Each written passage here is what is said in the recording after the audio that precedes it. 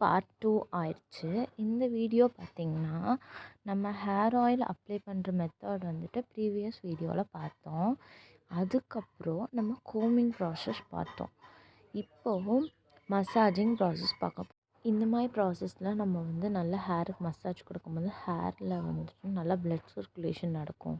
So வந்து hair growth நல்லா improve பண்ணும்.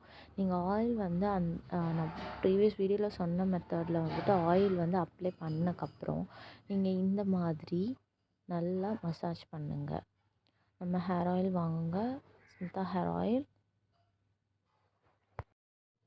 ஹேர் க்ரோத்துக்கு ஹெல்ப் பண்ணுற எல்லா இன்க்ரீடியண்ட்டுமே இந்த ஆயிலில் சேர்த்திருக்கு.